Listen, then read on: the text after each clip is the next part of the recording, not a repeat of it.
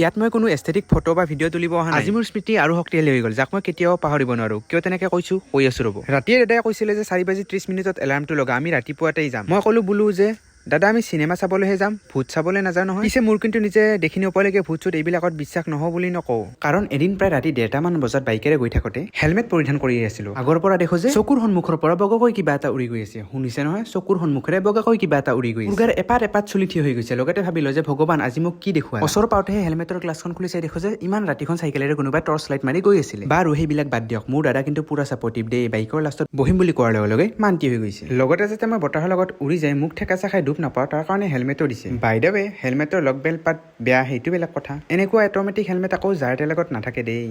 আমি গাঁৱৰ মাজে মাজে গৈ আছিলো যদিও গাঁৱৰ 2-এটা মানুহ উঠিছে, যদিও হাঁহ কেইটা আমাক চাই হাঁহি আছে আৰু মিচিক মাছাক হাঁহি মাৰি কৈছে যে বোলো বপাই আজি সূৰ্যটো পশ্চিমে উদয় হ'ল হ'বলা। ময়ো মনে মনে ক'লো বান্দৰ কিয়া জানি আদ্ৰক কা স্বাদ। তোমালোকে হাঁহি থাকা বাৰু, আৰু আমি আমাৰ জুবিনদাৰ শেষৰখন চিনেমা চাবলৈ যাওঁ। বিশেষকৈ আজিৰ দিনটোৰ লগতে চিনেমাখন সদায় মোৰ মনত থাকি যাব, কাৰণ এইখনেই মোৰ প্ৰথমখন চিনেমা যোনখন মই চিনেমা হলত চাম। সেই উদ্দেশ্য ওলালো বঙাইগাঁৱৰ ইউনিভাৰ্চেল ষ্টুডিঅ'লৈ। আমি জানো যে জুবিনদাৰ এইখন চিনেমাৰ লগতে অসমীয়া চিনেমাৰ প্ৰতি কিমান হেঁপাহ আছিলে। সেইবাবে এটা কথা কওঁ শুনক, কোনেও যাতে চিনেমাখনৰ শ্বৰ্ট বা লং ক্লিপ মোবাইল কেমেৰাত আবদ্ধ নকৰে, আৰু যদি কৰেও ছ'চিয়েল মিডিয়াত আপলোড নকৰে, যে নহ'লে জুবিনদাৰ সপোনৰ লগতে হলত চিনেমা চোৱাৰ যিটো আমেজ সেইটোৱে নাইকিয়া হৈ যাব। বাই দ্য ৱে চিনেমাখন চাবলৈ মই বহুত ইণ্টাৰেষ্টেড হৈ আছিলোঁ, যদিও ৰাইজৰ ইমান সঁহাৰি দেখি বহুতেই ভাল লাগিলে, যাৰ কাৰণে আমি দ্বিতীয় দিনাখনৰ শ্ব'টোহে চাবলৈ আহিলোঁ। ঠাণ্ডা পৰিৱেশৰ মাজে মাজে গৈ আছোঁ যদিও চকুৰ সন্মুখত নদী, পাহাৰ আৰু ডাৱৰীয়া বতৰ, লগতে ফিৰফিৰীয়া ঠাণ্ডা। এনেতে ওপৰলৈ যেন দৰ্জাখন নিজে জপাই দিছে। পিছে হেলমেটটো খোলাৰ পিছতহে যিটোহে ঠাণ্ডা আগচি ধৰিছে, মই বোলো ভিতৰত সোমোৱাই ভাল। বছৰৰ 12 মাহত 13 দিন ইয়াৰ সন্মুখেৰে অহা যোৱা কৰোঁ যদিও ভিতৰতহে সোমোৱা নাছিলোঁ। আজিহে পিছে সোমাম। মিছা ক'লে কি হ'ব, আমাৰবোৰৰ আকৌ সকামটোহে আগত। সকাম মানে মই বেলেগ একো সকামৰ কথা কোৱা নাই, মই এইটো সকামৰহে কথা কৈছোঁ। বাৰু সেইবিলাক বাদ দিয়ক।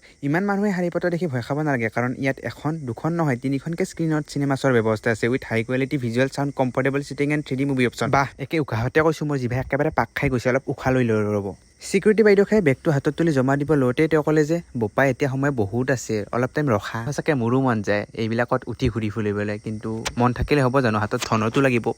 চিনেমাখন আৰম্ভ হ'বৰ বেছি সময় নাই, সেইকাৰণে আমি সময় সুবিধা মিলি আমাৰ ছিটকেইটা আমি বিচাৰি লৈছোঁ। পিছে চকীখনত বহিয়ে ৱাহ, এইটো আকৌ কি টেকনিক, আজিহে দেখিলোঁ, এইটোহে কোৱা নহ'ল মোৰ। সঁচাকৈ চিনেমাখন চাই বহুত বেছিয়ে বেয়া লাগিলে, মানে বহুত বেছিয়ে দুখ লাগিলে। আৰু একেবাৰে শেষৰ গানটো যে একেবাৰে বেদনাদায়ক আছিল। জুবিন দাই কোৱা গোটেইকেইটা ডাইলগ মোৰ ভাল লাগিলে, কিন্তু এটা ডাইলগ মোৰ বহুত বেছিয়ে ভাল লাগিলে, সেইটো হৈছে যিজন মানুহৰ পৰা তুমি জীৱনত একো শিক্ষা লাভ নকৰা তেওঁক কেতিয়াও ছাৰ বুলি নামাতিবা। চিনেমাখন চাই এনেকুৱা লাগিলে যে জুবিন দাই সকলোখিনি জানিছিল আৰু তেওঁ এইখিনি যেন লিখিছিল তেওঁৰ জীৱনত। আৰু তোমালোকে পিছে কোনে চিনেমাখন চালা কমেণ্টত ক'বাচোন, আৰু যদি কোনোবাই এতিয়ালৈকে চোৱা নাই তেনেহ'লে চাবা বুলি আশা কৰিলোঁ।